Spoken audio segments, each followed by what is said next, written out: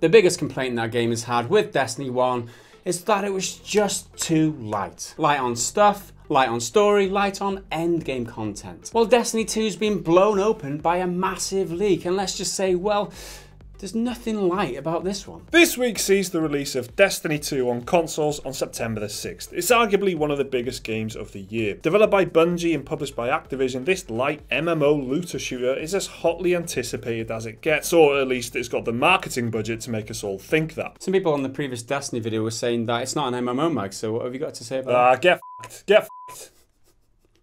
They've been marketing Destiny 2 like crazy, with live action trailers, IGN exclusives, and an absolute shower of t-shirts, hats, onesies, energy drinks, Pop-Tarts, and game guides. After some mixed views on the beta, at least on console, the big question has been on content. What's in Destiny 2, and is it better than what we had in Destiny 1? Well, in a bid to answer that question, posting on the Destiny subreddit, you... said that like such a dad then. Yeah. Subreddit. On the Destiny They call it Reddit.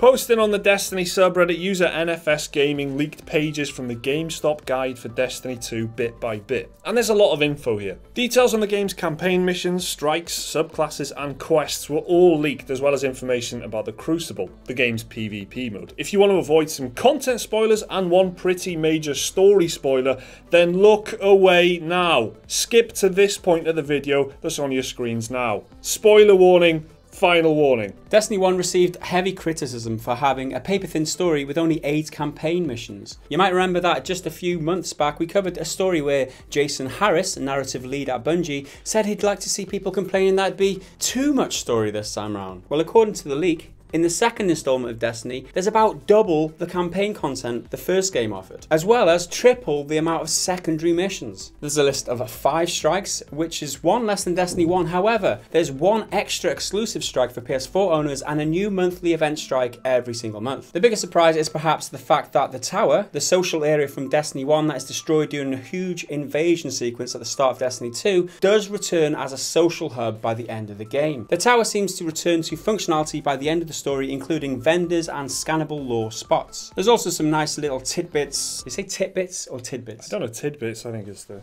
Titbits, like, I don't know why you say, I say titbits. Like tits, I don't know why it's... I don't know why I say titbits.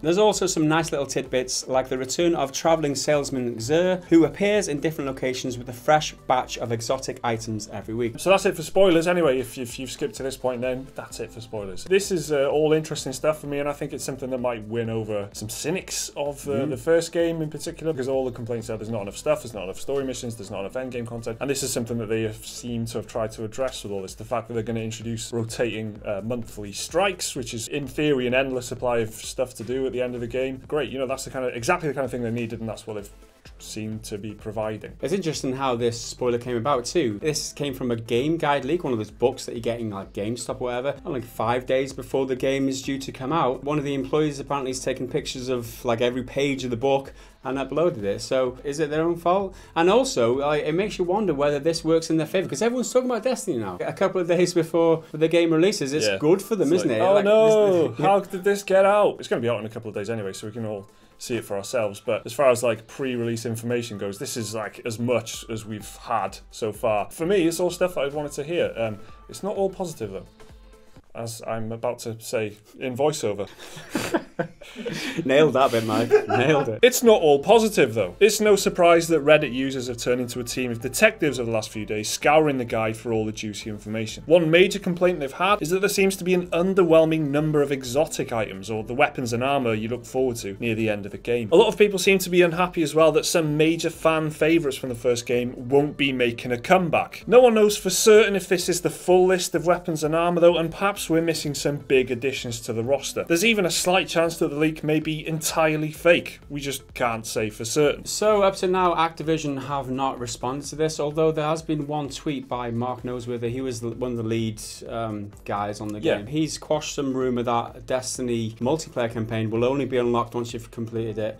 single player, and he's quashed that rumor. That's not true. That was misinformation. I mean, all in all, I kind of feel like this whole leak works in their favour, and you know, the cynic in me says that did they release this game guide early for the extra attention that people like us and everyone else are giving them? I mean, some people have their theories about all this being fake and it being you know, complete nonsense, because some very Destiny specific stuff, in other words, like armor being reskinned from the first game, things like that, things that only big Destiny fans would know. So there are people trying to kind of debunk this stuff, but there's so much detail here. The way it's been delivered is like photographs from a print thing, so it's quite hard to fake. And even then, why would you fake this information that isn't really that explosive anyway? Why would you go to the bother? The fact that Mark Noseworthy came out and said that this one specific thing isn't true and didn't say anything about anything else makes me feel that it probably is right. So, you know, all the signs are pointing to it being completely accurate for me. I'm happy with what I've read, to be honest, that it's all good changes, and like I said earlier, it doesn't matter anyway, we can just wait a couple of days and find out for ourselves on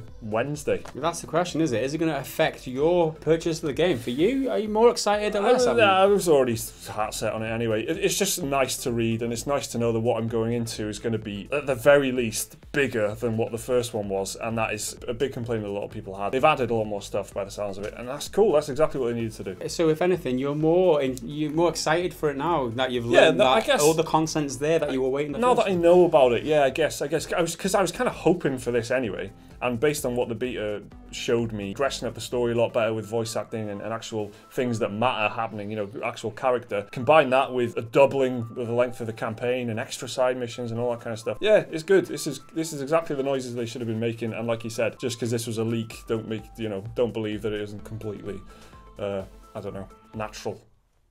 Don't know what I mean. So how does this affect the way that you're viewing Destiny 2? Are you thinking of buying it? Does it make you more interested to buy it or less? Let us know down in the comments below. Like the video if you enjoyed it. Subscribe if you're new around here. There's another video for you to watch here on your screen.